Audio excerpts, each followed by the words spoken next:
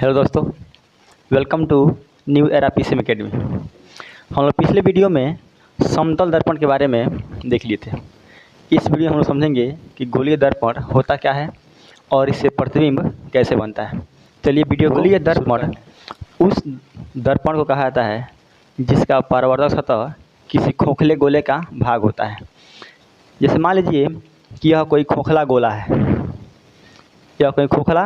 है, इसको हम यहाँ से रंग दिए बाहर से और इधर रंग दिए अंदर से, और इसको हम यहाँ से हटा दिए। ठीक है, तो यहाँ पे दो गोलीय दर्पण बन गया।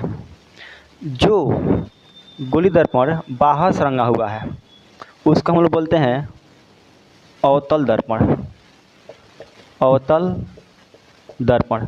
और जो गोलीय दर्पण अंदर से रंगा हुआ है उसको हम लोग बोलते हैं उत्तल दर्पण, उत्तल दर्पण। ठीक है, जो गोलीय दर्पण है उसको दो भागों में बांटा गया है। एक होता है अवतल दर्पण, अवतल दर्पण जिसको हम लोग कॉनकेव लेंस, कॉनकेव मिरर कहते हैं, कॉनकेव मिरर। ठीक है, और दूसरा होता है उत्तल दर्पण जिसको हम लोग कॉन्वेक्स मिरर कहते हैं, कॉन्वेक्स मिरर कहते हैं। ठीक, तो गोली दर्पण को दो भागों में बांटा गया है। एक होता है अवतल दर्पण और एक होता है उत्तल दर्पण। ठीक, पहले समझते हैं अवतल दर्पण के बारे में।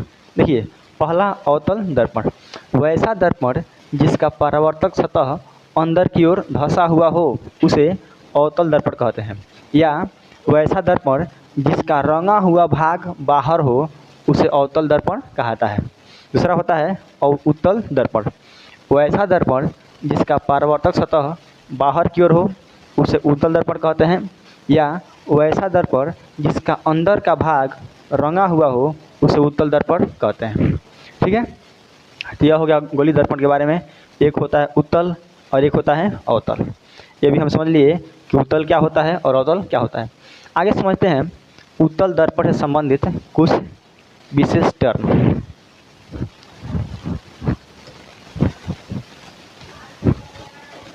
देखिए, पहला होता है ध्रुव। पहला क्या होता है? ध्रुव। इसको हम लोग पोल बोलते हैं, पोल। जैसे मान लीजिए यह कोई दर्पण है, तो यह दर्पण बाहर से रंगा गया हुआ है। यह दर्पण कहाँ से रंगा हुआ है? यह दर्पण बाहर से रंगा गया है, इसीलिए इसको हम लोग बोलते हैं अवतल दर्पण। तो जो दर्पण है उसका जो मध्य बिंदु है उसको हम लोग बोलते हैं ध्रुव, एंड दर्पण के मध्य बिंदु को ध्रुव कहा जाता है। दूसरा होता है वक्रता, वक्रता केंद्र, वक्रता केंद्र। देखिए, जो भी गोली दर्पण होगा वह किसी न किसी खोखले गोले का ही भाग होगा। जो भी गोली दर्पण होगा वह किसी न किसी खोखले गोले का ही भाग होगा।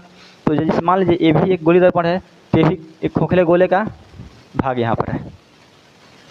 तो जब यह खोखले गोले का भाग है तो जब यह गोला होगा उस समय इसका केंद्र होगा। तो वक्रता केंद्र कहते किसे हैं? तो गोलीय दर्पण जिस गोले का भाग होता है, गोली दर्पण जिस गोले का भाग होता है उस गोले के केंद्र को इस गोली दर्पण का वक्रता केंद्र कहता है।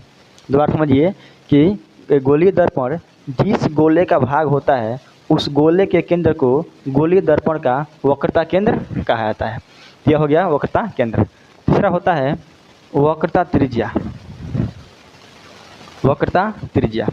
तो गोलीय दर्पण का ध्रुव और गोलीय दर्पण का वक्रता केंद्र के बीच की दूरी को वक्रता त्रिज्या कहता है। गोलीय दर्पण का वक्रता केंद्र और गोलीय दर्पण का जो यहाँ पे ध्रुव है उसके बीच की दूरी को वक्रता केंद्र कहा जाता है। ठीक है, आगे होता है 4 नंबर मुख्य अक्ष, मुख्य अक्ष, इसको हम लोग प्रधान अक्ष कहते हैं। देखिए क्या होता है, जो हम लोग का यहाँ पे वक्रता केंद्र है और जो इस गोले का, जो इस दर्पण का ध्रुव है, इसको मिलाने वाली जो रेखा होगी, इसका मिलाने वाली जो रेखा होगी उस रेखा को हम लोग मुख्य अक्ष बोलते हैं। मतलब मुख्य अक्ष क्या होता है, तो गोलीय दर्पण के ध्रुव और गोलीय दर्पण के वक्रता केंद्र को मिलाने वाली रेखा को गोलीय दर्पण का मुख्य अक्ष कहा जाता है। ठीक है, यह हो गया टर्म। आगे समझते हैं गोलीय दर्पण की फोकस दूरी क्या होती है।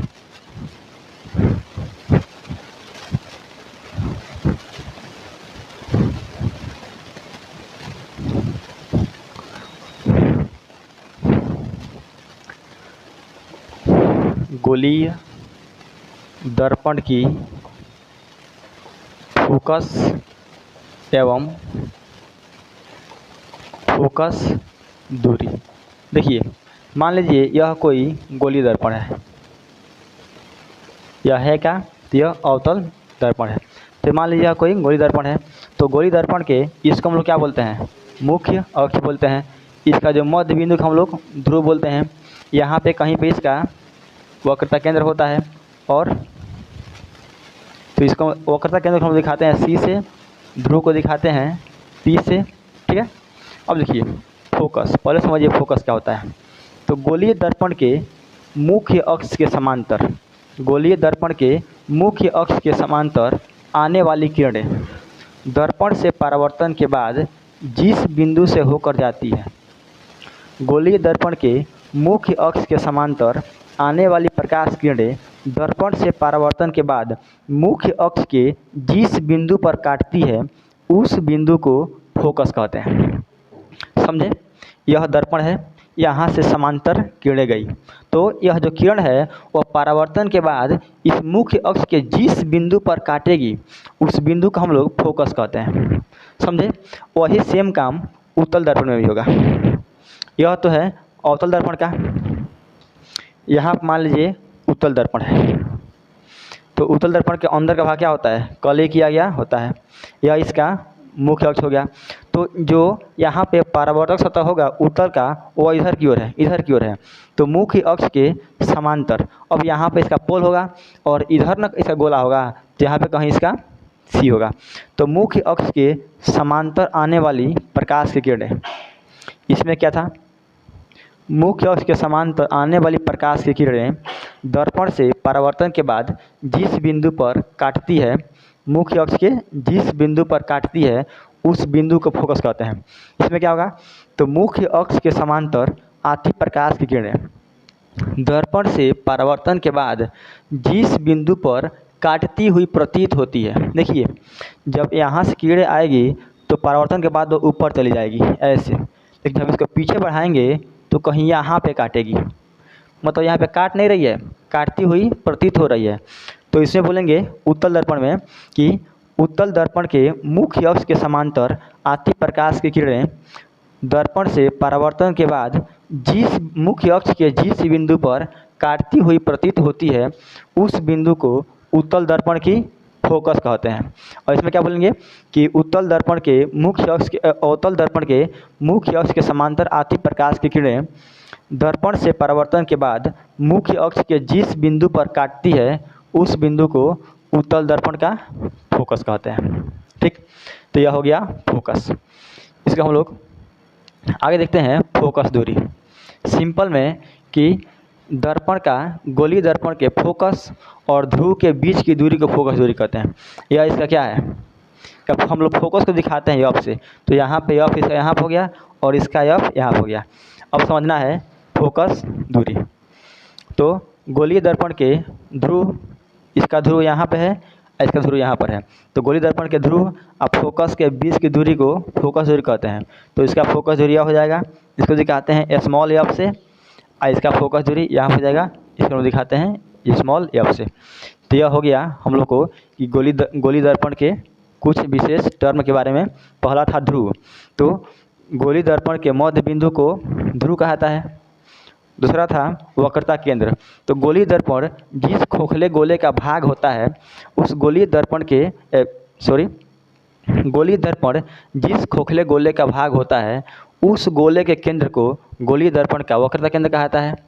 और आगे था वक्रता त्रिज्या, तो इसमें देखा गया था कि गोलीय दर्पण के जो ध्रुव है और जो उसका वक्रता केंद्र हो उसके बीच की दूरी को वक्रता त्रिज्या कहा जाता है। ठीक, आगे था फोकस दूरी, मुख्य फोकस फोकस कहिए या मुख्य फोकस कहिए। तो अगर हम आल भर बात करें गोलीय दर्पण की फोकस दूरी की, गोलीय दर्पण के मुख्य अक्ष के समांतर आती प्रकाश की किरणें गोलीय दर्पण से परावर्तन के बाद मुख्य अक्ष के जिस बिंदु पर काटती है या काटती हुई प्रतीत होती है, उस बिंदु को मुख्य फोकस या फोकस कहा जाता है। ठीक है, और आगे है फोकस दूरी। तो गोलीय दर्पण के ध्रुव और मुख्य फोकस के बीच की दूरी को फोकस दूरी कहते हैं। तो इसका फोकस दूरी यहाँ पे, इसका फोकस दूरी यहाँ पे। तो यह हो गया गोलीय दर्पण के विशेष टर्म के बारे में। आगे हम लोग देखेंगे कि जो गोलीय दर्पण की फोकस दूरी होती है वो इसके वक्रता त्रिज्या, जिसको हम दिखाते हैं आर से। तो इसका आर यहाँ से यहाँ तक होगा और इसका आर यहाँ से यहाँ तक का होगा। तो हम लोग देखेंगे आगे कि जो वक्रता जो फोकस दूरी होती है स्मॉल एफ, वह वक्रता त्रिज्या का आधी होती है। तो इसको हम लोग सिद्ध करेंगे अगले वीडियो में।